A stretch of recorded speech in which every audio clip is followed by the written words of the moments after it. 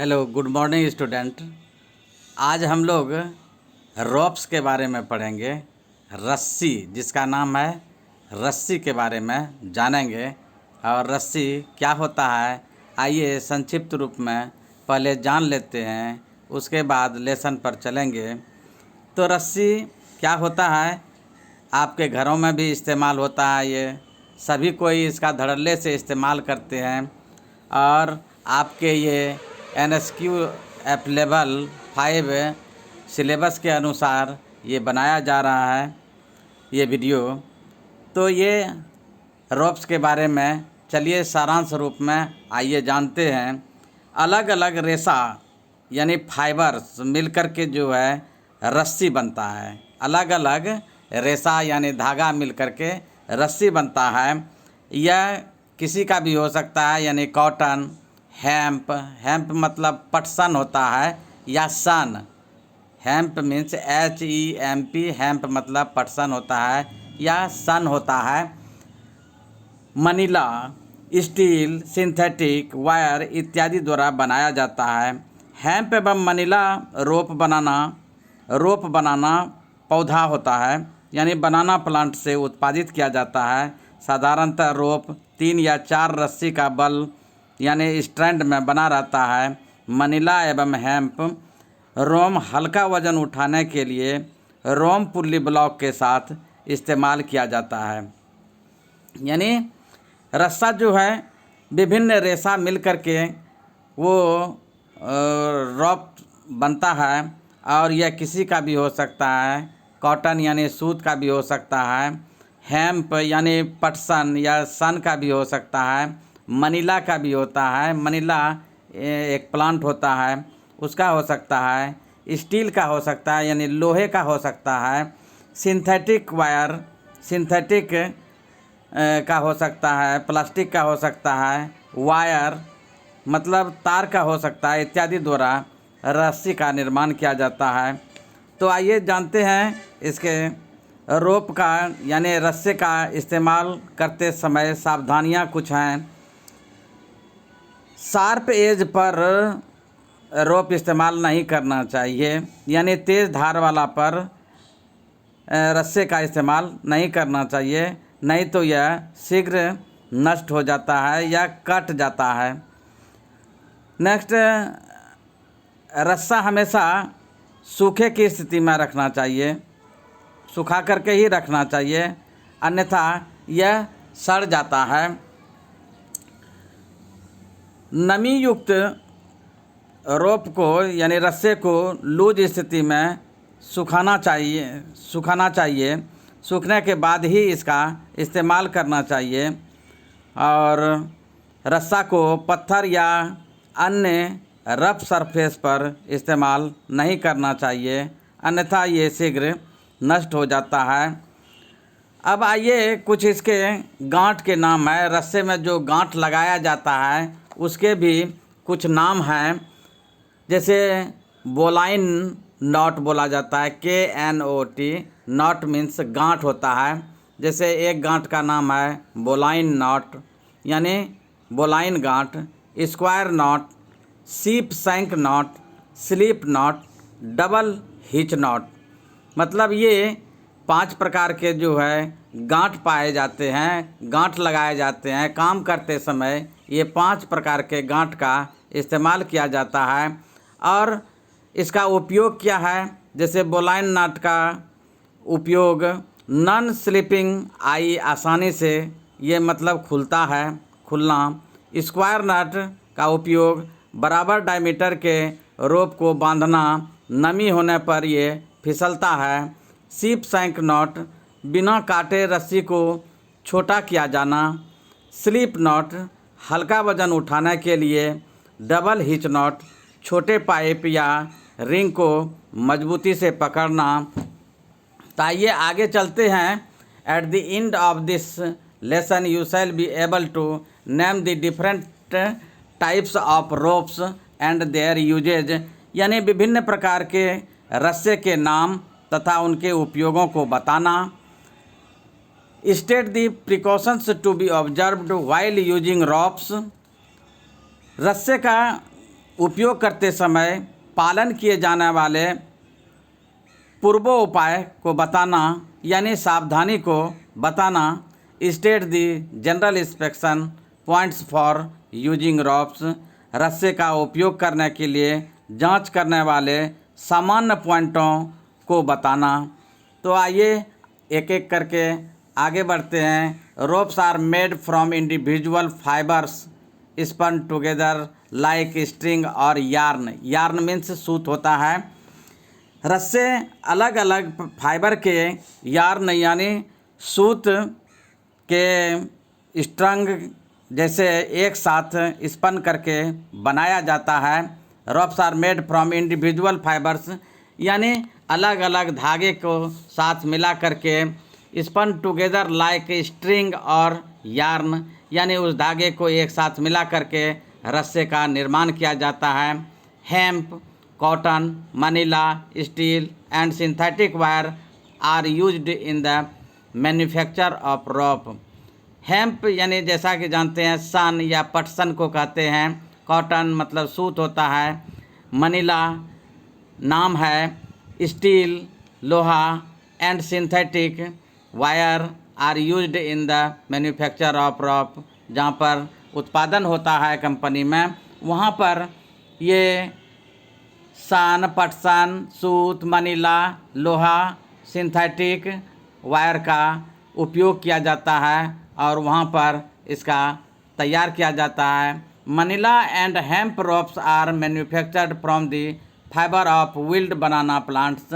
Manila और सन जो होता है, हेम्प, मनीला और हेम्प जो होता है, ये इससे रस्सा जो तैयार किया जाता है विल्ड प्लांट्स होता है। विल्ड बनाना प्लांट्स होता है यानी ये जंगलों में केले के समान पौधा होता है, उसी के रेशे से मनीला एंड हेम्प रस्सा तैयार किया जाता है, निर्माण किया जाता है। आइए आगे चलते हैं। The following precautions should be observed while using the ropes. The following precautions, ये सब सावधानी बरतना चाहिए जब आप रस्से का उपयोग कर रहे हैं। तो उस समय आपको निम्नलिखित बातों का ध्यान रखना चाहिए। Avoid running the rope over sharp edges. जब रस्सा चल रहा हो, खींचा जा रहा हो, रस्सा तेज़ धार के ऊपर नहीं चलना चाहिए, नहीं तो वह कट जाएगा। Ropes should be kept dry because moisture hastens their decay. रस्से को हमेशा सूखा रखना चाहिए क्योंकि मॉइस्चर होने से यह सड़ने लगता है, डीके होने लगता है, उसमें सड़न आने लगता है। Hang wet rope loosely in an area where it can dry before it used. Hang wet rope loosely in at area where it can dry before it is used. यानी हल्के फुल्के वजन वाले के लिए जो है, हल्के वजन वाले के उपयोग के लिए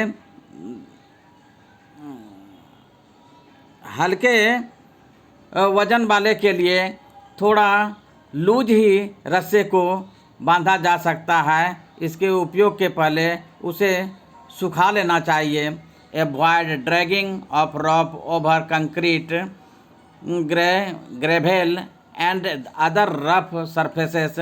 मतलब एवॉइड ड्रैगिंग मतलब इसको खींचना घसीटना नहीं चाहिए रस्से को। ओवर कंक्रीट यानी पत्थर पर इसको घसीटना नहीं चाहिए। Gravel and other rough surfaces और दूसरे खुरदुरा पर भी इसको नहीं घसीटना चाहिए।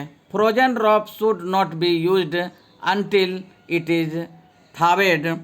फ्रोजन रस्सी का उपयोग तब तक न करना चाहिए जब तक कि वह द्रवन न हो जाए, थावेड न हो जाए।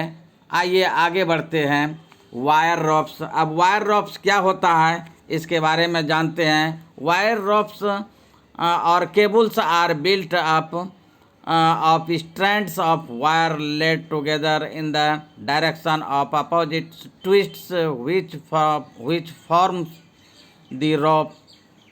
वायर रॉप वायर रस्सा या केबल तार के स्टैंड से बनाए जाते हैं, जिन्हें बने हुए रस्से के विपरीत दिशा में ट्विस्ट करके एक साथ के लिए जाते हैं। Strands wire rope is made from strands encompassing a single core wire rope.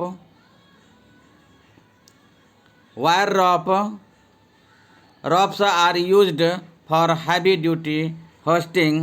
Standard wire rope single bore में लपेटे हुए से बनती है।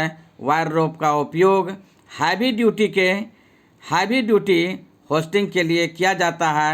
जब तार स्टैंड को रस्सी की दिशा में ही ट्विस्ट यानी मरोड़ा जाए तो उसे लेग ले रोप कहते हैं। Heavy duty hoisting wire ropes are used for heavy duty hoistings, यानी जब तार स्टैंड्स को रस्सी की दिशा में ही ट्विस्ट किया जाए तब उसे यानी वायर रोप का उपयोग हैवी ड्यूटी होस्टिंग के लिए किया जाता है।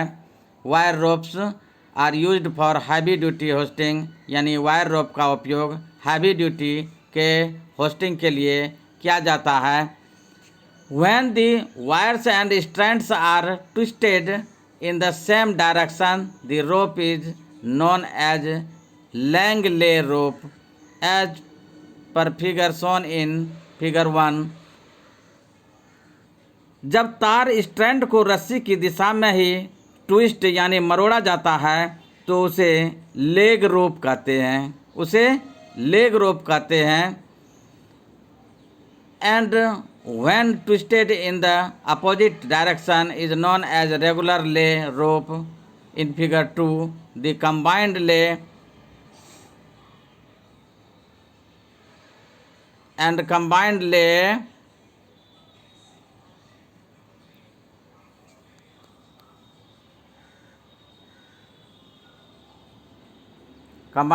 rope is shown in figure 3. इस तरह से आगे 1, 2, 3 में आप फिगर देख रहे हैं। ये रस्से का विभिन्न प्रकार के रस्से को दिखाया गया है। जैसे लैंग ले रोप फिगर 1 में दिखाया गया है, लेग ले रोप इसका फिगर 1 में दिखाया गया है। When twisted in the opposite direction it is known as regular lay rope. और यह अपोजिट डायरेक्शन में जब इसको ट्विस्ट किया जाता है, मरोड़ा जाता है यानी पाक दिया जाता है, तो वह रस्सा जो है संयुक्त यानी ले रोप कहलाता है। जैसा कि आपको फिगर 2 में दिखाया गया है। द कंबाइंड ले rope is shown in figure 3। और कंबाइंड जो है, जो पूरा संयुक्त रूप सबको मिला करके बनाया जाता है, मरोड़ा जाता है, वह चित्र संख्या 3 में दिखाया गया है। तो इस तरह से रस्से के बारे में, रस्सा बनाना तो वैसे आज आप लोग देखे होंगे कि किस प्रकार का रस्से का निर्माण किया जाता है। पहले धागे को काटा जाता है, यानी पटसन को काटा जाता है तकली के सहारे, और तकली को फिर उसको 2 बार 4 बार इस तरह से करके उसमें पाक दिया जाता है, यानी उसको ट्विस्टेड किया जाता है। और उसके बाद एक कंबाइंड ले के रूप में उस रस्सी का निर्माण किया जाता है, जैसा कि आप फिगर 1, 2, 3 में आप देख रहे हैं। रोप इंस्पेक्शन, अब रस्से की जांच रोप इंस्पेक्शन यानी रस्से की जांच करते हैं। Inspect ropes frequently for damage. Inspect ropes frequently for damage, यानी रस्से को खराबी के लिए अक्सर जांच कर लेना चाहिए, यानी रस्सा को बराबर जांच कर लेना चाहिए, उसकी खराबी को जांच कर लेना चाहिए। Surface inspection will removal broken और worn out stands.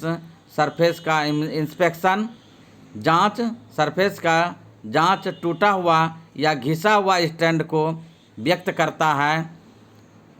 For interior inspection twist the rope in the opposite direction to the way it was spun it was spun.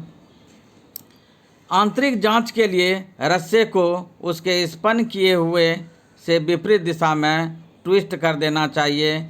इससे वह खुल जाएगा तथा स्ट्रैंड अलग अलग हो जाएंगे, जिससे कि आंतरिक फाइबर्स की जांच की जा सके।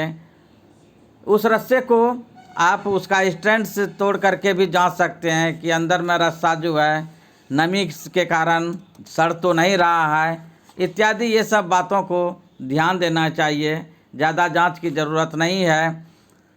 तो ये था आज रॉप्स टॉपिक, आप लोग समझ गए होंगे। और आप लोगों को अच्छा लगे तो लाइक कीजिए, अच्छा नहीं लगे तो डिसलाइक भी कर सकते हैं। सब्सक्राइब कीजिए, बेल आइकन को भी दबाइए और शेयर भी कर सकते हैं। तो आज का टॉपिक रॉप्स यहीं पर समाप्त होता है। धन्यवाद।